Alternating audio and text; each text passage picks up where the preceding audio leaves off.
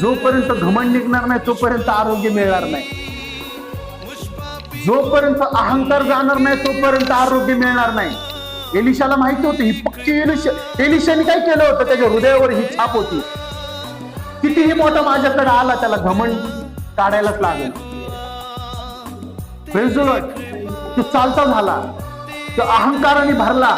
पण पुढं काय झालं, पुढं खरं सांगतो की तुमच्या संग चांगले लोक पाहिजे, तुम्हाला मार्गदर्शन करणारे, तुम्हाला येशू बरोबर ओळख करून देणारे. आणि त्याच्या संग जे लोक आहेत ना, ते नामान पोळीपेक्षा पण हुशार लोक आहेत. मी देवाला म्हणलं धन्यवाद करतो प्रभू, नामाना बरोबर काहीतरी चांगले लोक होते. जर नामाना बरोबर जर नामासारखे घमंडी लोक असते तर नक्की नामान पडायला त्याचे आरोग्य मिळाले नसते. आज तुमच्या संग काही चांगले लोक आहेत, हालेलुया. पण चांगले लोक आहेत म्हणून वाईट लोकांचा तिरस्कार करू नका. प्रभू म्हणतो वाईट लोकांसाठी पण तुम्ही गुडघे टेका, कारण माझा देव तो आहे, पापांवर पण सूर्य उगवतो आणि विश्वासणाऱ्यांवर पण सूर्य उगवतो.